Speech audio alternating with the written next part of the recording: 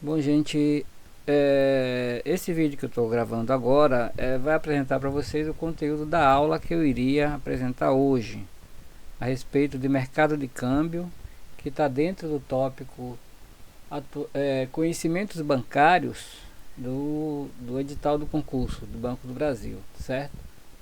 A partir do item 7 de conhecimentos bancários. Então aqui vai ser um resumo que eu fiz. Quem quiser pesquisar mais, eu coloquei algumas referências dentro do conteúdo que eu vou apresentar aqui nessas lâminas. E quem quiser conhecer um pouco mais, quiser aprofundar, tirar dúvidas, eu recomendo que leia, né? Que leia o material que está disponível também na internet, e também levando em consideração que esse conteúdo não tem na apostila que eu mandei para vocês, tá certo? Então vamos começar falando sobre instituições que são autorizadas a operar com câmbio, certo? Então a lista de instituições que podem operar com câmbio no Brasil, conforme a informação que está no site do Banco Central, são os bancos múltiplos, bancos comerciais, caixas econômicas, bancos de investimento, bancos de desenvolvimento, bancos de câmbio, agências de fomento, sociedades de crédito, financiamento e investimento, sociedades corretoras de títulos de valores e cooperativas de crédito, né? Tá aí o link, a informação de onde eu fui buscar essas informações, né?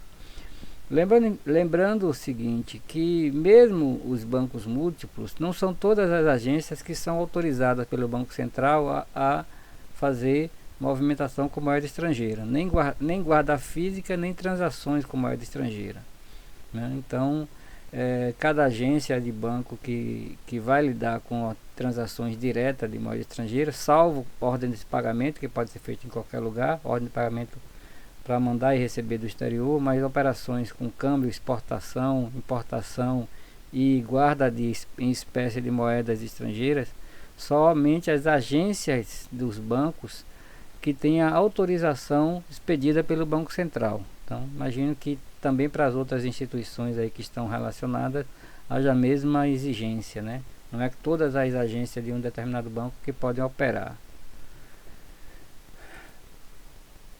As operações básicas que envolvem transações com moedas estrangeiras é o câmbio para turismo, né? Aquisição de moedas em espécie para viagem, compra de cartões pré-pagos, uso de cartão de débito ou de crédito em transações fora do país.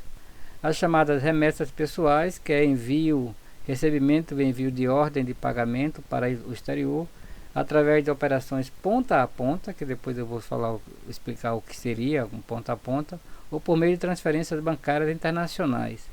E também as importações e exportações, transações internacionais entre empresas, através de compra e venda de produtos e serviços, né?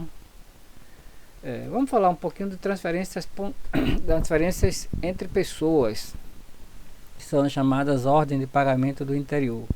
O que eu chamo de ponta a ponta é tanto o envio quanto o recebimento feito em espécie, sem contas correntes, nem o emissor nem o favorecido precisam ter contas correntes. Geralmente isso é feito por algumas instituições bancárias que têm a representação em diversos países. Talvez a mais conhecida delas seja o Western Union, né?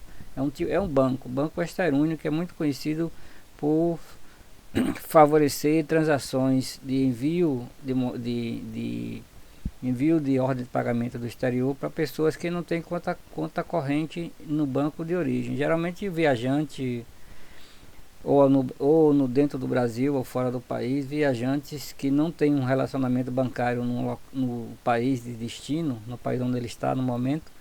As famílias ou os amigos ou as empresas optam por fazer transferência, no qual o favorecido comparece na boca do caixa, no caixa bancário, e retira o valor, saca o valor na moeda local. Eu, por exemplo, posso depositar em real aqui e alguém fazer uma retirada lá em outro país também em moeda local. Eu deposito em real, a pessoa saca na moeda local, certo? Essa operação ponta a ponta é possível que nenhum e nem outro tem a conta corrente. Eu deposito em real aqui e a pessoa saca em real. Não é necessário existir uma conta corrente envolvida. Bom, então essa é a operação ponta a ponta. Uma outra operação possível é de ordem de pagamento, transferências de valores entre pessoas de países diferentes. É uma operação em que quem envia tem conta corrente e quem recebe não é correntista. Tá? Então, se origina numa conta corrente mantida no país de origem e o favorecido não é correntista, ele vai resgatar em espécie o valor. A transação também, que é muito comum, muito utilizada, são as transações envolvendo SWIFT e IBAN. Transações entre contas correntes com códigos internacionais que identificam os bancos e os correntistas envolvidos. Todos os bancos têm um código que eles chamam com o nome de código SWIFT, que identifica internacionalmente a que banco se refere. E o IBAN é uma combinação entre a agência, uma combinação numérica entre a agência e a conta corrente do cliente envolvido, certo? Eu faço uma transação de transferência internacional da minha conta utilizando o código SWIFT do meu banco e o meu código IBAN, né, que é uma combinação de número da minha agência com o número da minha conta, forma-se um único número e mando para uma outra pessoa em outro país, também e com a identificação internacional do banco dele, que é o código SWIFT e o IBAN dele. Então essa operação é feita de conta corrente para conta corrente, né? Ou seja, os dois envolvidos precisam ter relação bancária, né? Tanto as transações ponta a ponta, conta corrente, não correntista e a transação de SWIFT e IBAN tem um limite de 10 mil reais para recebimento ou até 3 mil dólares para envio, que não necessita de registro no Banco Central, certo? Essas transações até esse valor, elas podem ser feitas até diretamente utilizando o Internet Bank, por exemplo, porque não é necessário gerar um contrato de câmbio, né? Um contrato de câmbio é um documento que vai estar submetendo aquela operação para controle do Banco Central. Talvez um dos principais objetivos seria controlar o fluxo de capital entre países e também ter a possibilidade de controlar para ver a origem e o destino desses valores, né, envolvidos quando eles ultrapassam os 10 mil ou os 3 mil dólares. Então esse limite está baseado nesses conceitos. O maior controle de fluxo de capitais entre países e também verificação de origem e destino, principalmente em função das leis que tratam de lavagem de dinheiro, tanto no país de origem quanto no país de destino. Então, esses limites de transações que não precisa de controle do Banco Central está na resolução número 3.265 de 4 de março de 2005 e regulamento do mercado de câmbio e capitais internacionais. Essa é uma resolução de 2005 que está em voga até hoje, né? O valor da moeda estrangeira, a estabelecimento de moeda estrangeira, do valor da moeda estrangeira, né, no Brasil, esteve em momentos distintos em momentos distintos se utilizou metodologias diferentes para estabelecer o valor da moeda estrangeira. Qualquer moeda, na verdade, a regra, a gente costuma pensar muito em dólar quando fala em moeda estrangeira, mas além do dólar tem várias outras moedas. Tem o euro, né, a segunda moeda mais conhecida no mundo. Também tem o franco suíço e tem outros países que não seguem não é nem dólar nem euro, como por exemplo o dólar canadense, o dólar australiano, o yuan, que é a moeda chinesa. Enfim, tem uma série de moedas internacionais que estão submetidas à mesma regra na fixação do valor da moeda, né? Então, no caso do Brasil, até 94, Aliás, em 94, o governo estipulou um sistema de câmbio fixo, ou seja, através de um decreto governamental, se estabeleceu o valor da moeda, e como por exemplo o real e o dólar, né? Em 94, o governo que instituiu o Plano Real impôs uma paridade de R$ 1 para cada dólar, né? Essa é a modalidade de câmbio fixo, né? Quem determina o valor da moeda é o governo. Esse sistema foi adotado em vários países por um bom tempo. Tem países que ainda adotam o sistema de câmbio fixo, mas na maioria dos países esse sistema de cálculo de cotação de moeda ele não é mais utilizado. A banda cambial é outro decreto também governamental no Brasil que criou os chamados limites para flutuação da moeda, né? Entre valores máximos e valores mínimos, né? Esse modelo perdurou até de 95 até 98, né? O modelo de câmbio fixo foi de 94 até 95.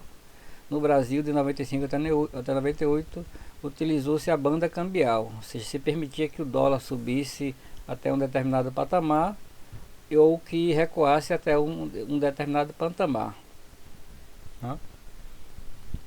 Quem quiser pesquisar sobre essa questão do fim da banda cambial, aconteceu um escândalo em 98, no qual o governo vazou para determinadas instituições, a determinados investidores ou empresários que iria mudar a lei da banda cambial, e favoreceu que algumas pessoas conseguiram ganhar dinheiro, né, com informação privilegiada.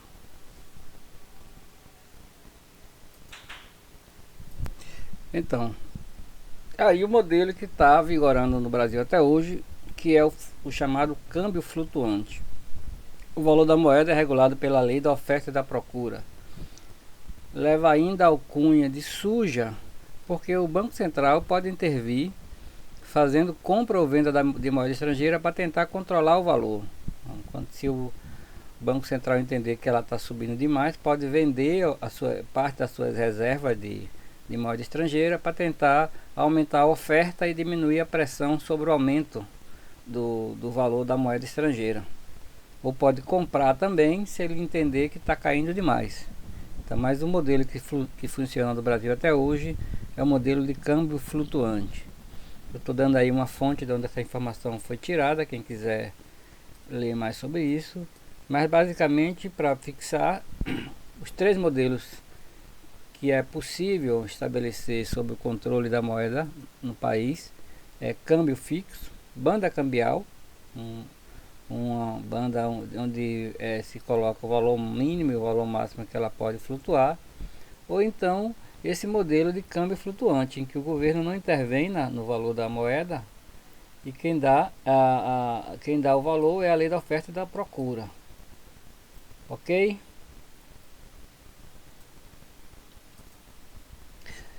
Vamos falar agora sobre taxa de câmbio nominal e taxa de câmbio real, certo? Essa questão aí eu li a esse respeito e não vi um uso muito claro do segundo aspecto da taxa de câmbio real. A taxa de câmbio nominal é o valor da moeda estrangeira conforme registrado nos contratos de câmbio de qualquer natureza. O valor de câmbio da moeda nas ordens de pagamento, nas compras e vendas de títulos públicos, nos contratos de exportação e importação, é a taxa que consta lá nesses contratos, né? Agora, existe o que eles chamam de taxa de câmbio real, que seria uma taxa ponderada da moeda estrangeira que leva em conta a inflação dos países desenvolvidos, né? Então, eles utiliza-se a seguinte fórmula para se estabelecer o câmbio real. O câmbio real seria igual ao câmbio nominal vezes a inflação externa dividida pela inflação interna. O câmbio real é igual ao câmbio nominal vezes a taxa de inflação externa dividida pela taxa de inflação interna. Eu peguei esse cálculo aí para dar um exemplo, né? Vamos dizer que atualmente um dólar corresponda a R$ 5,25. A inflação americana no ano passado foi de 2% ao ano, e a inflação brasileira 8% ao ano. Então, multiplicou-se a taxa de câmbio por 0,02, que é o índice, né, da inflação americana, 2% ao ano dividido por 100, 0,02, vezes 0,02 dividido por 0,08. Então, o câmbio real seria R$ 1,31. Eu não vi uma utilização concreta sobre desse valor, mas de qualquer forma é exatamente isso que significa câmbio real. É esse cálculo que foi feito aí. O impacto da taxa de câmbio sobre exportações e importações, certo? Isso aí a gente sabe, ou pelo menos é um conhecimento básico, né? Que a moeda, quando ela está cara, ou seja, quando a moeda local está muito barata em relação à moeda estrangeira, essa relação provoca um desequilíbrio. Ela favorece as nossas exportações e encarece ela favorece as exportações e encarece as importações. Um exemplo muito claro disso: imagine você ter um equipamento que custa $1.000, por exemplo. Quando o dólar estava R$ 2, você comprava esse equipamento por R$ 2.000. Hoje, com dólares a 5,25, esse mesmo equipamento está custando R$ 5.250. Imagine você, né? Então, a moeda cara favorece a exportação. É um sentido contrário. O meu produto fica mais barato para ser vendido fora do país. Então, quando a moeda estrangeira aumenta o seu valor em relação ao real, os produtos nacionais ficam mais baratos para quem compra, certo? Favorece a exportação, né? É uma verdade. Favorece a exportação. Encarece a aquisição de máquinas e insumos para a produção local, também, né? Isso é uma realidade. Encarece a aquisição de máquinas e insumos necessários para a produção local. Com o sistema do preço do petróleo atrelado ao dólar, aumenta o preço dos combustíveis no Brasil, né? O preço do petróleo atrelado ao dólar aumenta o preço dos combustíveis no Brasil. Toda vez que o dólar sobe, automaticamente o preço dos combustíveis, a Petrobras vai lá e dá um acréscimo no valor, né? Afeta o poder aquisitivo dos brasileiros em relação ao mercado exterior. Não é à toa que a quantidade de brasileiros que passaram que viajam para o exterior diminuiu, né? Quando nós estávamos com a moeda com a paridade R$ 1, R$ 2, R$ 2, $1, o brasileiro viajava para o país, né? Aquela situação lá que o Paulo Guedes disse que até a empregada doméstica estava indo para a Disneylândia, né? Como se uma empregada doméstica fazer uma viagem ao exterior fosse um escárnio. Provoca a inflação dos produtos importados, né? Aquilo que eu falei, um produto comprado em dólar ou em euro fica mais caro à medida que a moeda estrangeira sobe de valor. E inflaciona o mercado interno de produtos de exportação. Por que ele inflaciona? Porque quando um produto local, por exemplo, o óleo, que é um dos produtos que subiu muito agora, né? O óleo de cozinha, que é um produto de consumo, local, mas também é um produto de exportação. O que aconteceu? Os produtores, né, o governo não interviu, né, disse que não interviria, mas os produtores fizeram com que o preço interno acompanhasse a demanda pelo produto, sofresse a interferência da demanda por produto dos importadores. Nós pagamos aqui no Brasil mais caro por vários produtos que tiveram sua procura no exterior influenciada pela queda do valor do real. O óleo de cozinha é um exemplo, o arroz também, que subiu assustadoramente, né? feijão também, que é um produto de exportação no Brasil. Todos esses, todos esses produtos sofreram essa influência, inflacionou o mercado interno dos produtos de exportação, porque aumentou o interesse pelo produto brasileiro no exterior em função de barateamento. Consequentemente, nós estamos pagando por esse custo, né, de interesse do exterior. Então, quando é o contrário, quando a moeda brasileira está barata em relação à moeda é, externa, quando há uma diferença, cai o preço da moeda externa, acontece um movimento inverso. Quando a moeda estrangeira perde valor em relação ao real, os produtos nacionais ficam mais caros para quem compra. Favorece o que? As importações. Automaticamente prejudica as exportações e favorece as importações. Pega o exemplo de qualquer aparelho eletrônico que a gente costuma comprar nos sites que negociam diretamente com compras no exterior. Quando a moeda vai caindo de preço também, né? Os produtos que são diretamente atrelados à moeda estrangeira tendem a cair de preço quando a gente paga em real. Baratear a aquisição de máquinas e insumos necessários para a produção local. O preço do petróleo alterado ao dólar tende a diminuir o preço dos combustíveis no Brasil, muito embora a gente não veja essa movimentação, né? A gente vê quando aumenta, mas diminuir, esse movimento não acontece assim tão automático. Eleva o poder aquisitivo do brasileiro em relação ao mercado externo, ou seja, quanto mais barata for a moeda estrangeira para nós, maior o nosso poder aquisitivo. Alivia a inflação nos produtos importados, uma vez que eles ficam mais baratos, e tende a deflacionar o mercado interno dos produtos de exportação. Se a nossa moeda recupera valor, esses produtos que eu falei anteriormente, que aumentaram de preço em função da busca, da procura dos importadores, pelo aumento das vendas, né? Ele faz um movimento contrário.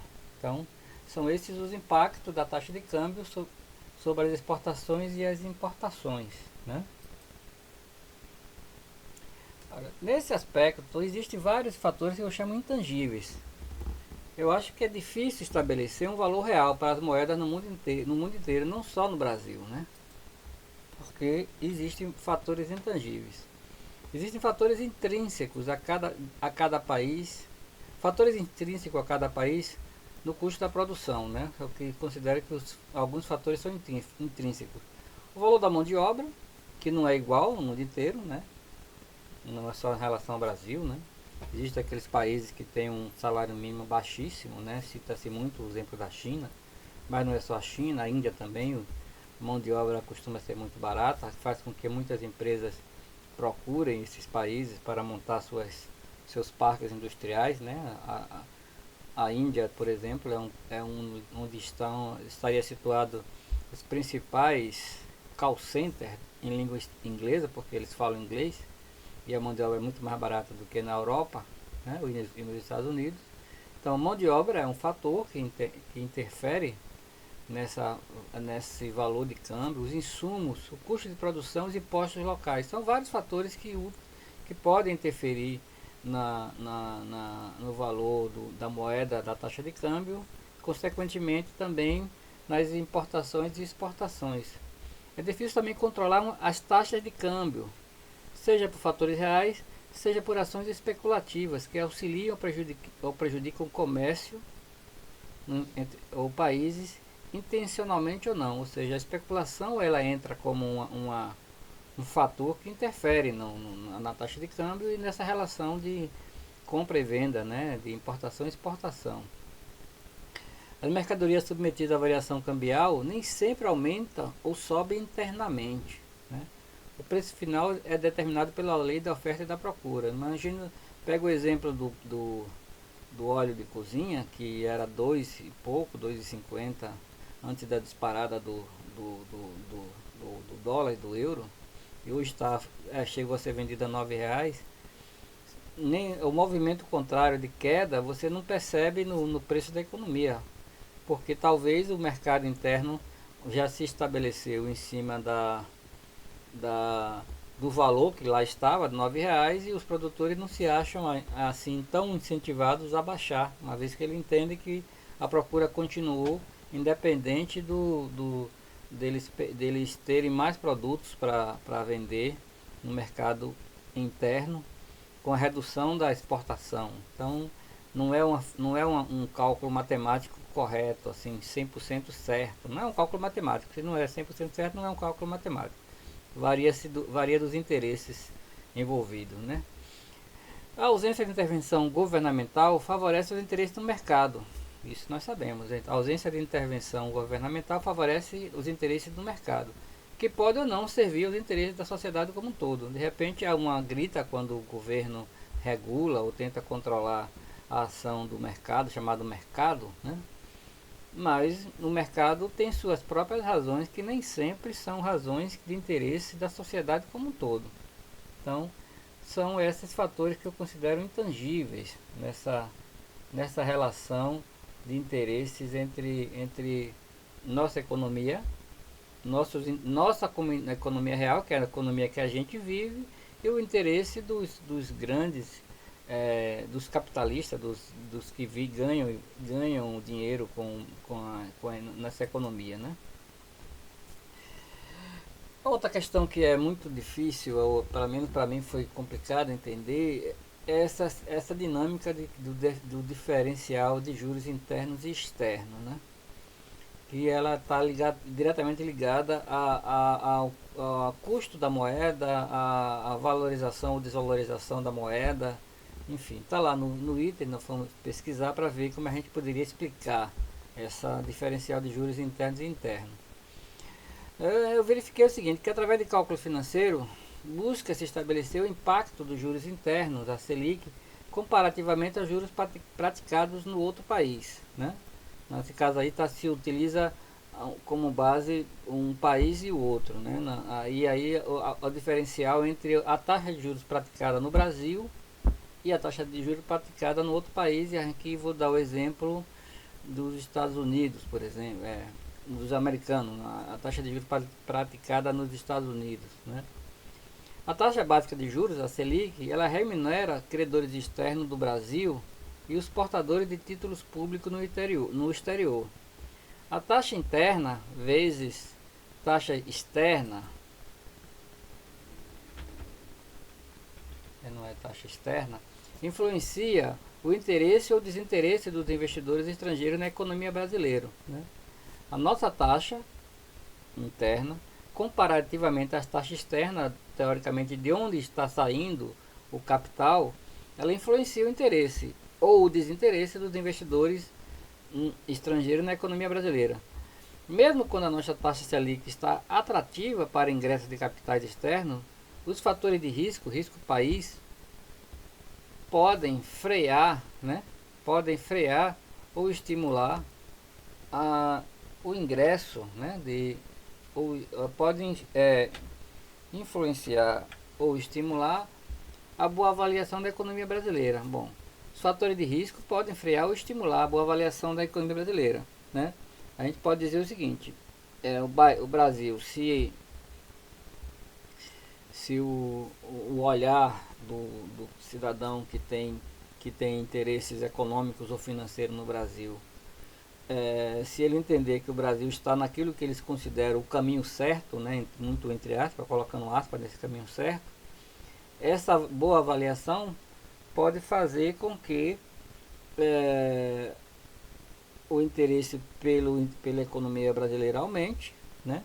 Mesmo que essa diferença da taxa que é praticada no Brasil comparativamente à taxa que é praticada no país onde esse capital está alocado, mesmo que haja uma diferença minúscula, menor, que esse capital alocado em outro país aposta na economia brasileira e mantenha os recursos dele aqui, seja na economia real, ou seja chamada na economia especulativa, ou então que ele entenda que aqui as coisas não estão andando muito bem, que ele acha que o Brasil pode sofrer uma ruptura política, pode sofrer um colapso financeiro, ele prefira levar esse valor para fora, mesmo que as condições da taxa de juros praticada no Brasil esteja atraente para eles, né? Então, essa relação ela está ligada à questão dos riscos, na avaliação que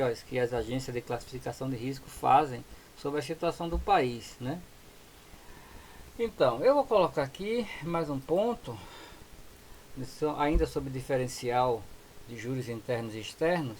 Um exemplo é o seguinte: por muitos anos o Brasil praticou a maior taxa de juros real entre as economias estáveis do mundo, né? O Brasil, mesmo não sendo considerado uma economia volátil, né? Uma economia de instabilidades econômicas e políticas, praticou durante muito tempo uma taxa de juros muito alta. Ou seja, o governo brasileiro, para manter capitais investidos no país, se propunha pagar taxas muito altas, que chegou a 25%, 26% ao ano, enquanto que a maioria das economias estáveis estava pagando 2%, 3% ao ano, né? Então, havia uma realidade do Brasil pagar muito alto, né, para os financistas, enquanto que nos países de origem estava pagando muito baixo, né? Esse período aí é o que se chamava juros da dívida, pagamento de juros aos credores externos, praticamente corroíam toda a economia do país, né? Fazendo faltar dinheiro para investimentos e etc, etc, para investimento, para custeio, para melhorar a vida do povo brasileiro, né? Então isso favoreceu os interesses dos financistas mundiais, que ganham até 10 vezes mais juros no Brasil comparado aos países europeus e aos Estados Unidos.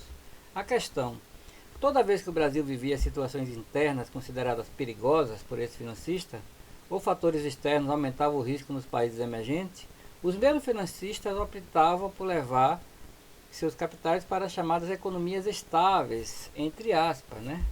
O interesse pelos títulos do Tesouro Americano aumentava ou diminuía conforme essas flutuações, ou seja, eles diziam que segurança total só tinham os títulos americanos, do Tesouro Americano.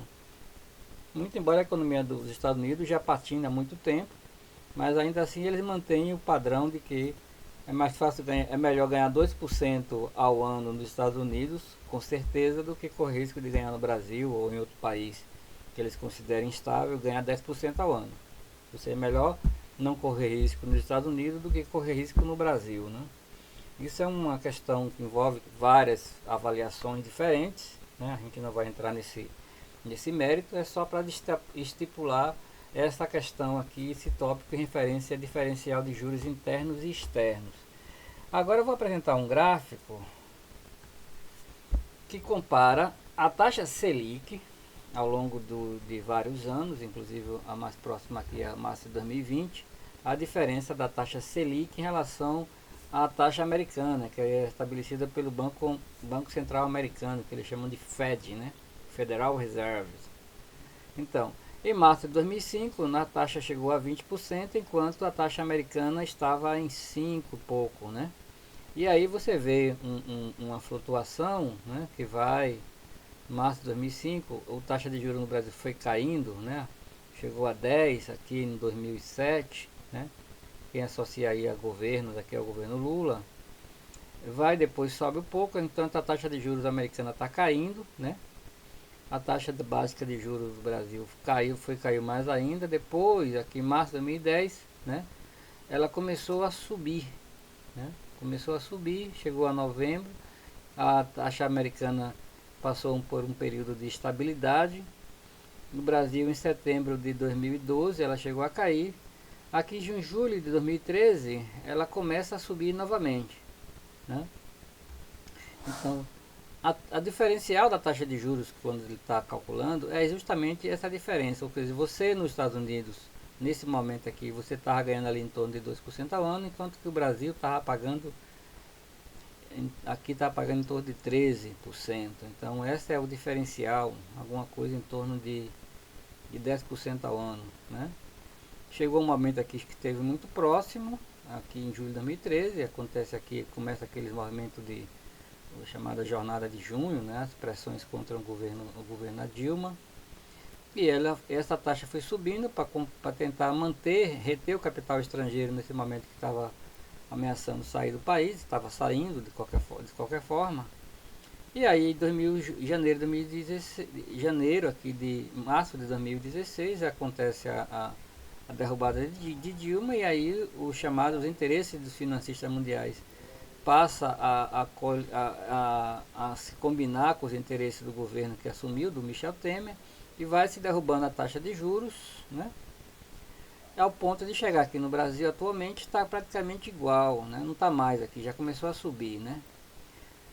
Eu tenho várias questões, eu tenho questões pessoais de por que levou o Brasil a descer tanto a taxa básica de juros para chegar nesse patamar, né? Mas aqui, por exemplo, o diferencial é quase nulo, né? Depois a gente vai ver mais adiante o que eles chamam de prêmio de risco, né? Isso vai explicar um pouquinho, né, essa diferença, o que acontece quando essa diferença cai ou aumenta da taxa de básica de juros do Brasil em relação, por exemplo, ao Fed, mas poderia se calcular também essa mesma taxa em relação à taxa de juros praticada pelo Banco Central Europeu. Então temos a questão também do prêmio de risco, né? O que é o prêmio de risco? É o termo financeiro para diferenciar entre o rendimento de um investimento qualquer e o rendimento de outro considerado sem risco. Ó, termo financeiro para diferença entre o rendimento de um investimento qualquer e o rendimento de outro considerado sem risco, considerando que a economia mundial usa como investimento sem risco a referência os títulos do Tesouro Americano. Então, quanto maior o risco do ativo, maior é o prêmio de risco, né? O ganho adicional que o investidor pode obter ao assumir o risco de colocar seu dinheiro em um investimento menos seguro. Então, esse seria o risco adicional que o investidor pode obter ao assumir o risco de colocar seu dinheiro em um investimento menos seguro. Novamente considerando que eles têm como referência local seguro, risco zero, título do Tesouro Americano, que é a referência atual ainda, né, apesar da economia americana ter vários índices que demonstram que ela não existe mais essa economia estável que eles utilizam, mas ainda se utiliza, né, eles consideram ainda que o título americano quebrar, o governo americano perder a capacidade de pagar os seus compromissos ainda é zero, né? Essa questão envolve muito a possibilidade do governo americano, quando se vê encalacrado, produzir mais dólares, espalhar e pagar os seus compromissos com dólar com moeda que ele simplesmente cunhou, imprimiu lá na casa do Tesouro Americano, e simplesmente pagar seus compromissos com dinheiro novo. Por isso eles consideram que a moeda é uma moeda ainda mais aceita, apesar do crescimento do euro e apesar de haver movimento da moeda chinesa tentando substituir as negociações internacionais, tirar o dólar das negociações internacionais. Então, o cálculo do prêmio de risco leva em consideração a taxa de juros do outro país, certo? O cálculo do prêmio de risco leva em consideração a taxa de juros do outro país. Então, a taxa de juros americana comparativamente à taxa de juros praticada no Brasil. Tem um cálculo aqui que se permite fazer sobre essa relação de prêmio de risco, essa relação de duas taxas de juros, para a gente poder tentar entender um pouco melhor, né?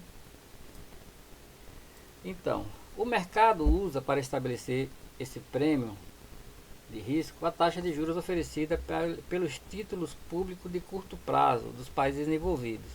Vamos pegar, por exemplo, a taxa de juros praticada no Brasil em agosto de 2021, está 5,25% ao ano, e a taxa de juros americana, que é 2% ao ano. Qual é o prêmio de risco que se está dizendo aí? Vai ser 5% taxa básica de juros do Brasil, menos 2% taxa básica de juros nos Estados Unidos, vai ser igual a 3,25 ao ano. Então, traduzindo do economês, o investidor externo tem um prêmio de risco de 3,25 por arriscar investir no Brasil. Essa seria a tradução do prêmio de risco. O investidor externo tem um prêmio de risco de 3,25 por, entre aspas, arriscar investir no Brasil, né?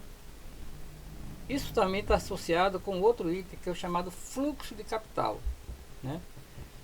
Então, fluxo de capital e fluxo cambial podem ser vistos como sinônimos. Eu diria que é a mesma coisa. Tanto fluxo de capital como fluxo cambial, dentro do conceito de mercado de câmbio, eu veria fluxo de capital e fluxo cambial como sinônimos. É a mesma coisa. Refere-se ao momento de entrada e saída da moeda estrangeira na economia interna. Refere-se ao movimento, né? Não é momento, é movimento de entrada e saída de moeda estrangeira na economia interna, influenciada pelos fatores de riscos, macroindicadores e expectativa de curto e de longo prazo, né? Ó, influenciada por fatores de risco, macroindicadores e expectativa de curto e de longo prazo. Está associada ao balanço de pagamentos, a diferença entre exportação e importação, que seria o fluxo comercial, e a entrada e saída de capitais financeiros do país, o chamado fluxo financeiro, né? O fluxo comercial é a compra e venda de produtos ou serviços entre países. Os capitais financeiros é a compra de títulos públicos ou dinheiro investido nas bolsas de valores, né? Esse movimento de entrada e saída de fluxo financeiro, ela está diretamente ligada a esse conceito do fluxo de capitais. Então, por exemplo, quando as exportações superam as importações, o fluxo comercial é positivo, certo? Esse fluxo de capital, quando nós vendemos mais para fora do que compramos, o fluxo é positivo, tem mais dinheiro entrando. Se acontece o movimento inverso, se compra mais do que o que se vende, o fluxo comercial é positivo, né? Vocês podem acompanhar no noticiário quando ele fala: a balança comercial do Brasil fechou positiva no mês em X%. Significa que nós exportamos mais do que compramos, né? Exportamos mais do que importamos. A balança comercial do Brasil foi negativa em 3%. Importou-se mais do que exportou. Quando a entrada de capitais financeiros é maior que as saídas, o fluxo financeiro é positivo ou negativo, né? Também é uma situação que é possível vocês acompanharem no noticiário, quando se fala assim: o capital externo, na Bolsa de Valores cresceu em relação a determinado período, ou saiu mais capital externo do que entrou na Bolsa de Valores, né? Houve mais compra de títulos públicos do que vendas, houve mais venda de títulos públicos do que venda. Nesses casos, quando a entrada de capitais financeiros é maior que as saídas, o fluxo financeiro é positivo. Quando entra mais do que sai, fluxo positivo para o Brasil. Quando sai mais do que entra, fluxo negativo para o Brasil. Essa é uma relação normal, natural, como é que se diz? Embora esteja se aplicando ao economês, né, ligado a relações entre países, mas é uma situação normal da nossa vida. Você pode traduzir para a vida comum. Quando você gasta mais do que recebe, você tem um fluxo negativo. Quando você ganha mais do que gasta, você tem um fluxo positivo. Nesse caso aí, esse termo fluxo de capitais significa isso, relacionado relacionado à movimentação financeira, balanço de pagamentos, entrada e saída de capitais estrangeiros no país, tá certo? E por último, né, a gente pode tentar finalizar o seguinte: a interferência do fluxo de capitais, na taxa de câmbio, nesse caso, segue o mesmo princípio da lei da oferta e procura. Quando o balanço financeiro é favorável à economia interna, a tendência é a queda da cotação na moeda estrangeira. Quando ela está sendo muito favorável, está sempre o Brasil, nós estamos mais exportando do que vendendo, a tendência é que isso provoque a queda da moeda estrangeira. Em sentido inverso, quando o mesmo fluxo é desfavorável à economia interna, a tendência é uma alta da cotação da moeda externa.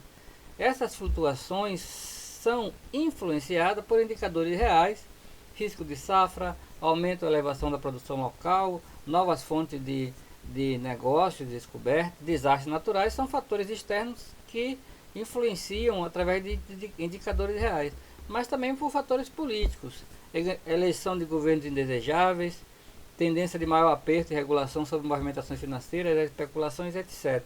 Tem várias questões. Eu vejo todos esses pontos como muito associados, né? Quanto mais você tem elevação da taxa de juros, o chamado prêmio de risco, que é o que nós vimos anteriormente, tende a aumentar. Quando há uma taxa de juros tende a cair, como aqui, né? O diferencial entre as duas taxas de juros de referência tende a cair. Evidentemente que o o prêmio de risco diminui, né? E essa movimentação entre risco ou redução de taxa de juros, aumento de taxa de juros, influencia diretamente o chamado fluxo de capitais, tá certo? Esse material eu vou colocar para vocês também impresso em arquivo, vou mandar para o grupo, mas esse vídeo pode, né, vocês podem assistir várias vezes. Em algum momento eu dei uma pequena embolada, mas eu acho que deu para entender no geral. Não acredito que vai ser uma coisa que vai ser exigida em substância no concurso, né, mas apenas compreender as terminologias, que seria um nível de cobrança que deve cair no concurso, tá bom? Um grande abraço e até a próxima.